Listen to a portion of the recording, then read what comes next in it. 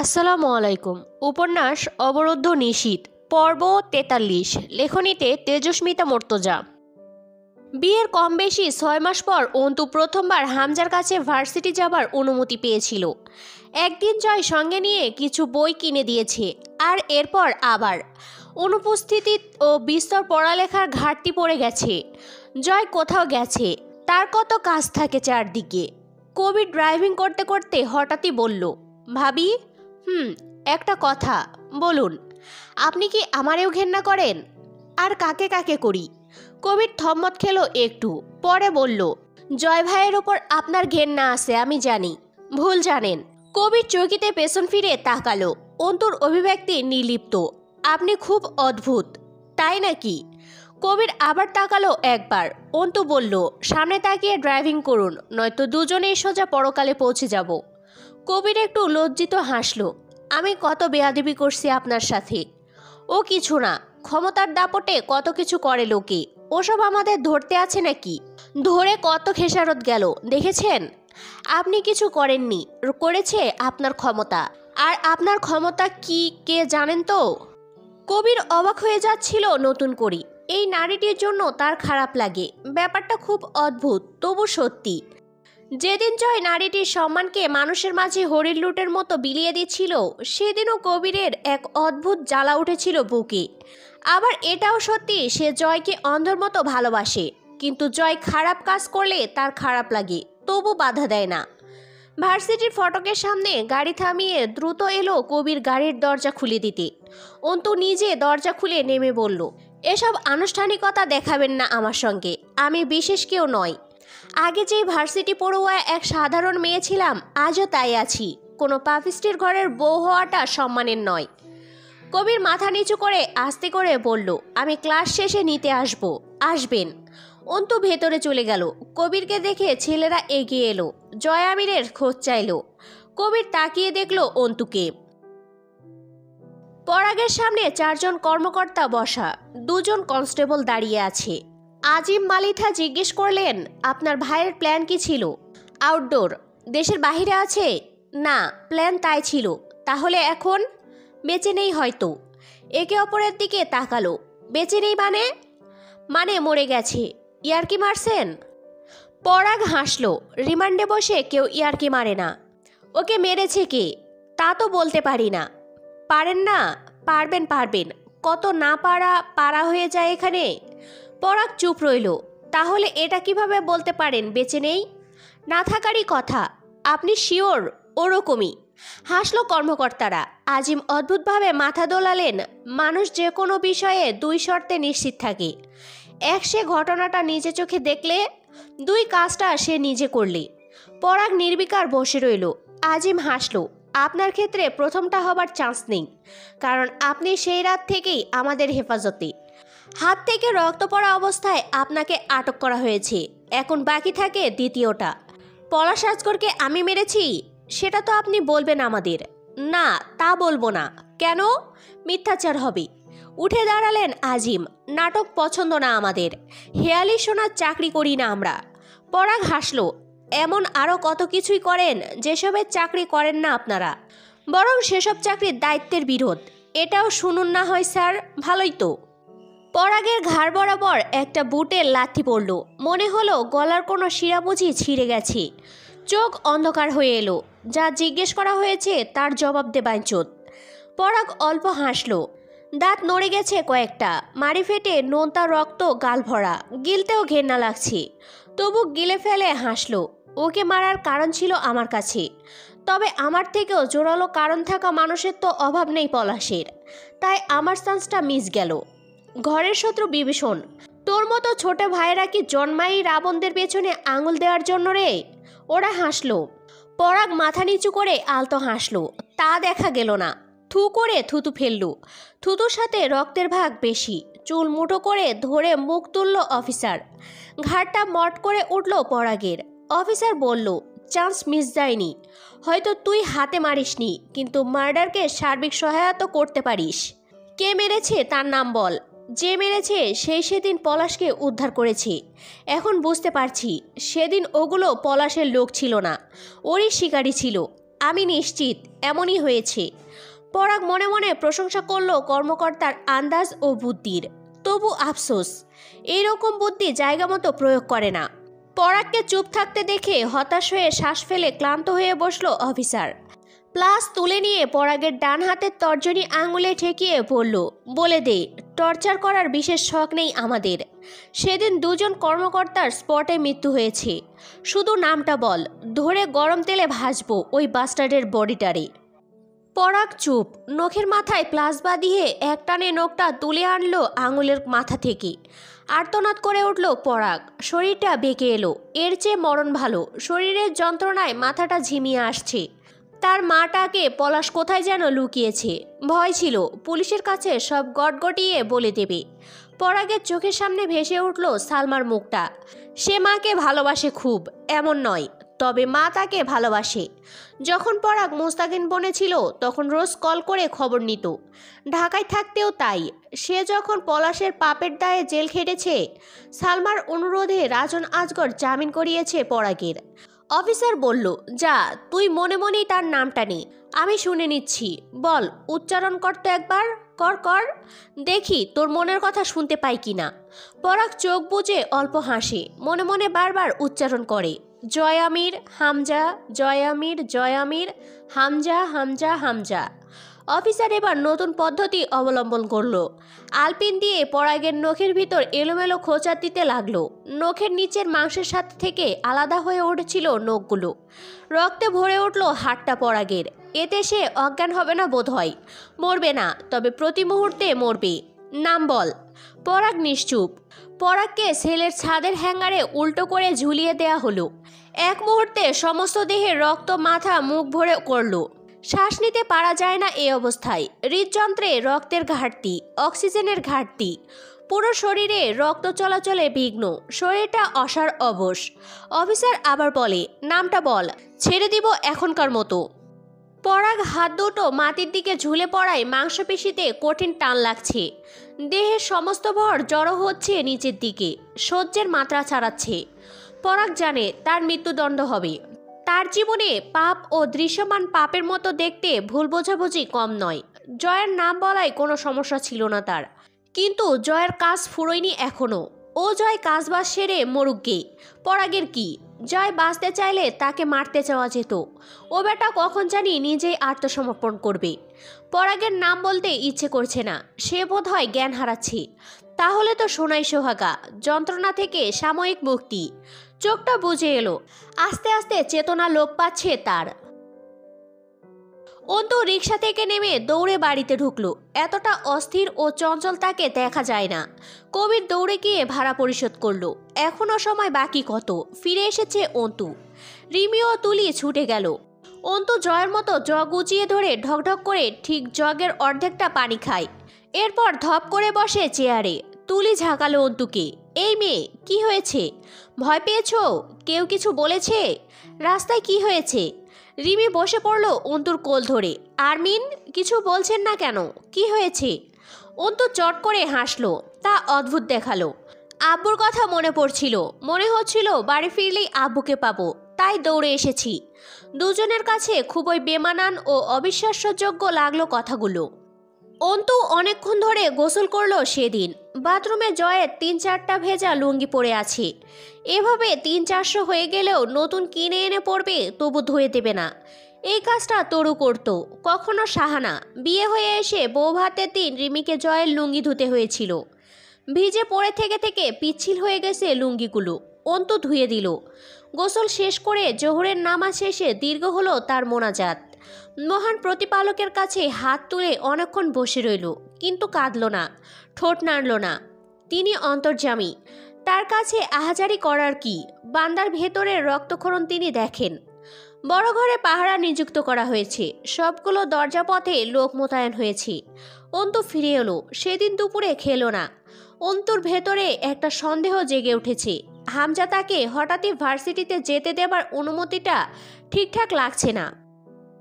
দুই ভাই ছাদে বসে অনেক রাত অবধি মদ খেলো। হামজা জিজ্ঞেস করলো, রূপকথার সঙ্গে দেখা করতে গেছিলি? কথা বা কারাগারে সেফ না ভাই? কারাগারে সেফটির প্রশ্ন? দুজন হুহা করে হাসলো। এক প্যাক গিলে শান্ত হয়ে আকাশের দিকে তাকালো হামজা। জয়, কোন দিকে এগোচ্ছি রে আমরা? যদি একটু আধ্যাত্মিক শব্দের মাধ্যমে বলতে চাও তো আমরা এগোচ্ছি কালগর্ভের দিকে। সময়ের গর্ভ, তাও যে সে সময় না, মহাসময়। দুজন মাতালের মতো হেলে দুলে হাসল। হামজা সিগারেটে দুটো টান দিয়ে চোখ ফিরিয়ে পড়ল। রাতে খেয়েছিস? পেট ভরা ভরা লাগছে, মনে হচ্ছে ভকভক করে বমি হয়ে যাবে। গলায় আঙুল ঢুকিয়ে বমি কর, আজ আর গিলিস না। হামজাও শুয়ে পড়ল শটান হয়ে। সেলের বাইরে রূপকথা জয়কে দেখে হেসেছিল। জয় জিজ্ঞেস করল, দিনকাল ভালো তো? রূপকথা উঠে এসে সেলের শিক ধরে দাঁড়ানোর চেষ্টা করে বলল, ভালোই তো। কেন এসেছিস? বেঁচে থাকতে ভালো লাগছে না? লাগবে না কেন, বেঁচে থাকার জন্যই তো বেঁচে থাকা। রূপকথাকে হাসপাতাল থেকে এনে সেলে রাখা হয়েছে, বাহুতে ব্যান্ডেজ জড়ানো। সেরা নোংরা শাড়ির আঁচল মেঝেতে ঘেঁষছে। সুন্দর মুখটা বিবর্ণ, অথচ ঠোঁট হাসছে। ভয়ানক রহস্য ঘেরা মলিন সেই হাসি। সে অনেকক্ষণ তাকিয়ে রইল জয়ের চোখের দিকে। জয় চোখ ফিরালো না, কিন্তু খানিক বাদে আচমকা যখন জয় হেসে উঠল এক দৃষ্টে চেয়ে, রূপকথার বুকের ভেতরটা সলকে উঠল সেই হাসিতে। শরীরটা শিরশির করে কেঁপে উঠল জয়ের চোখে তাকিয়ে। জয় তখন জোরে করে হেসে উঠল। রূপকথা এগিয়ে এসে সেলের ভেতর থেকে হাত বাড়িয়ে হাত ধরল জয়ের। কি করছিস তুই জয়? কি চাস জীবনে? এত প্রশ্ন কেন? জবাব দিলেই তো হয়, না দিলেও হয়। আসলে আমি কিছুই করতেছি না, লাইফ এনজয় করতেছি। কেন এসেছিস? এলাম ঘুরতে ঘুরতে। জেলখানা একটা ভালো পর্যটক কেন্দ্র হতে পারে। হামজা সাহেব সংসদের সিট পেলে দেখি এই ব্যবস্থা করা যায় কি না। দুজন বসলো, একজন সেলের ওপারে একজন এপারে, কিন্তু বসলো কাঁধে কাঁধ মিলিয়ে, মাঝখানে লোহার শিকের ফারাক।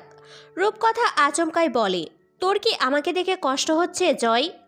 হচ্ছেই তো, কষ্টে বুক ফাটে, পাতিল হাড়ি কুত্তায় চাটে, এরকম ধরনের কষ্ট হচ্ছে। রূপকথা হাসলো, আমার স্বামীকে মেরে ফেলেছিস? তোমার স্বামীকে? ছি, মেরে ফেলবো কেন? না মেরেই ভালো করেছিস। জয় রূপকথার বাহুর থকথকে গলিত মাংসের দিকে চেয়ে রইল। ব্যান্ডেজ আলগা করে ফেলেছে রূপকথা। জয় হাসল। আমার নাম জানতে চাইছিল ওরা? না, পলাশ কোথায় তা জানতে চেয়েছিল। আমার কাছেই পলাশ ছিল, এ তথ্যটাই মূলত দরকার ছিল ওদের। বললেই ছেড়ে দিত, কিন্তু বলতে ইচ্ছে করল না। জয় গা দুলিয়ে হাসল। জয় আমিরের ওপর রক্তের ঋণ চাপিও না। চাপালে কি? অনবরত রক্ত ঝরে তার শরীরে বয়ে যাবে কোথাও, ঋণ পরিশোধ হবে না। তোর কাছে আছে কি? দিবি কি আমায়? তুই তো কাঙাল। তাও এক কথা, একটা চাকরি বাকরি করা লাগবে।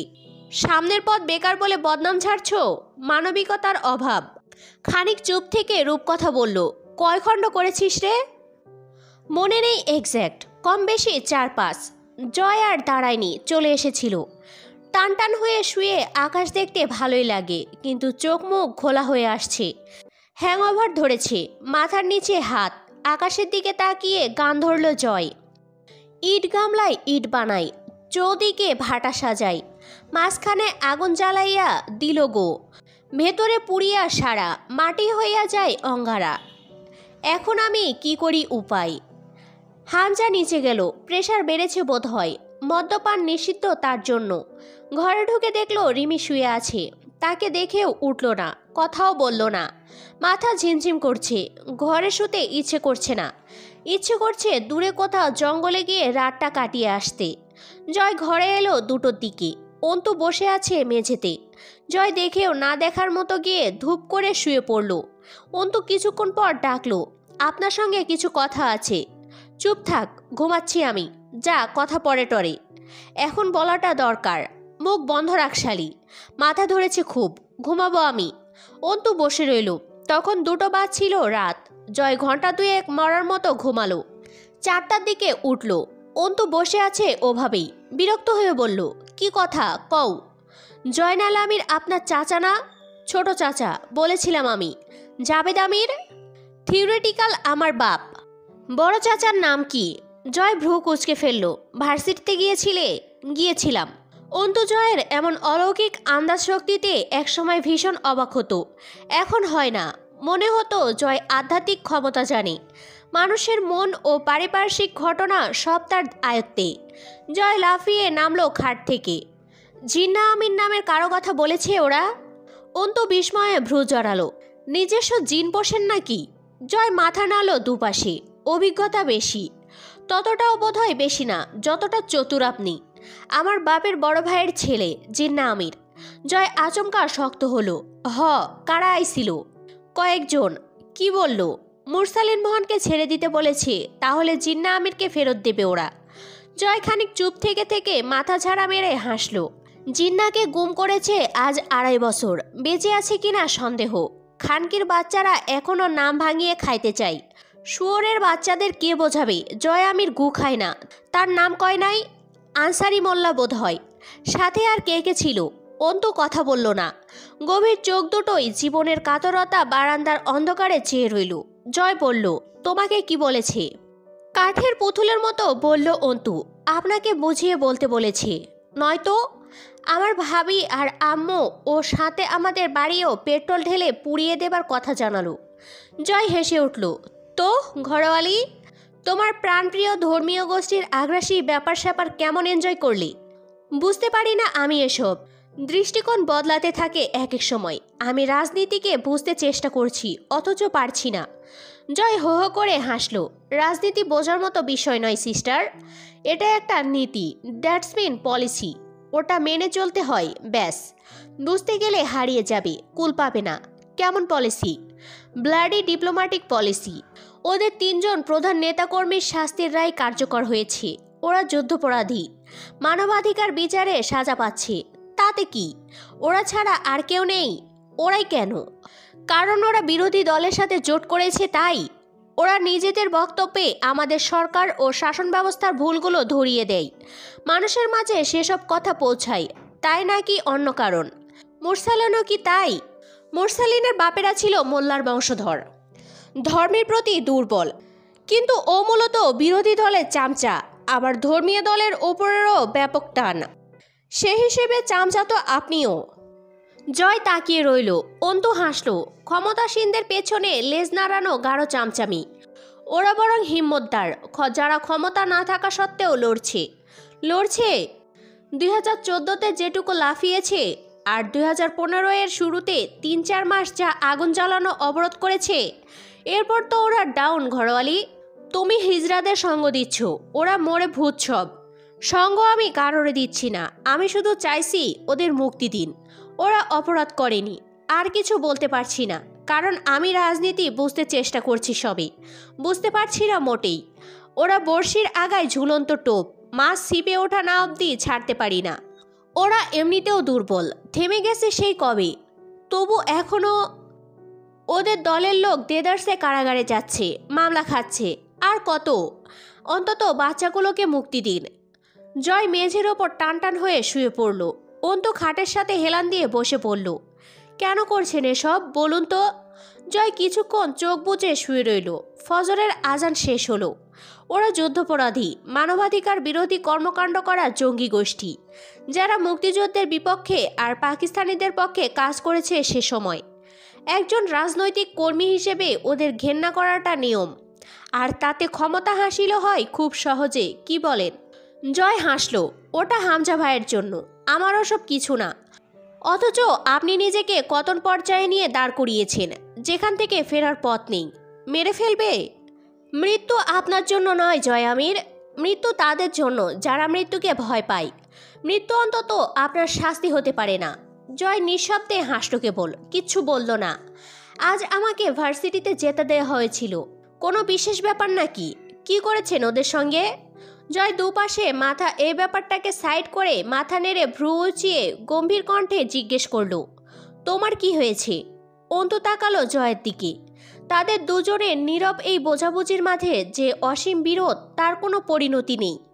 ভাবির বাচ্চা পেটের ভেতরেই অসুস্থ। আম্মু কল করেছিল। ব্যাপারটা মঙ্গলকর, তোমার ভাই নাই, বাচ্চাটা থাকা মানে ভাবির জীবন ক্ষয়। অন্তু কঠোর চোখে তাকালো। জানোয়ার আপনি। সকালবেলা জানা গেল কবিরকে গ্রেপ্তার করা হয়েছে। হামজা পাটোয়ারি পৌরসভার মেয়র। তাকে সরাসরি প্রথমেই আনা হলো না আইনি জিজ্ঞাসাবাদে, কিন্তু খুব শীঘ্রই যে আনা হবে তা চিরন্তন সত্য। জয় আমির খাড়া দুপুরে বড় ঘরে উপস্থিত হলো। পেছনে অন্তু। জয় গলা চেপে ধরল অন্তুর। তুই কোথায় যাচ্ছিস? অন্তুর তপ্ত শ্বাস জয়ের হাতে পড়ছিল। আরও শক্ত করে চেপে ধরল গলাটা জয়। রুমে যা, কুপিয়ে কেটে ফেলবো একদম। হয় কুপিয়ে কাটবেন অথবা আমি আপনার সঙ্গে বড় ঘরে যাব। জয়ের চোখে রক্ত ছুটো বেরোচ্ছে। ঘুম পুরো হয়নি, নেশার ঘোর কাটেনি, মাথা ঝিম মেরে আছে। ছেড়ে দিল গলাটা। কথা বলতে ইচ্ছে করছে না। ড্যাগ ভরে রান্না হয়েছে, খেতে দেবার জন্য বাড়ির মেয়েদের দরকার। মুরসালিনের সামনে জয় সেদিন অব্দিও সেভাবে বসেনি। ওকে জিজ্ঞাসাবাদ করেনি। যা করার বাপ্পি, সোহাগ, আজাদ আর প্রধানত হামজা করেছে। সেদিন প্রথমবার জয় আমির সৈয়দ মুরসালিন মোহনের সম্মুখে বসল। চাটাই পেতে দেয়া হলো। সবাইকে একসঙ্গে খাওয়ানো হলো সেই অবরুদ্ধ কুঠিরিতে। জয় ওদের সাথে বসে প্রগ্রাসে গিলল। খেতে খেতে মুরসালিন বলে, জয়, মনে পড়ে তোর? এভাবে দিনের পর দিন দস্তরখানা বিছিয়ে কলার পাতায় খাবার খেয়েছি এক পাতে। জয় তাকালো না, কথাও বলল না। অন্তু ওদের পেট পুড়ে খাওয়ালো, যতটা সম্ভব যত্ন করে খাওয়ালো। তার মুখ উজ্জ্বল হয়ে উঠেছে। অভুক্ত বাচ্চারা খাচ্ছে। নিদারুণ খিদে আর পিপাসা ওদের। পরনের পাঞ্জাবি সেরাফারা নোংরায় ঢাকা।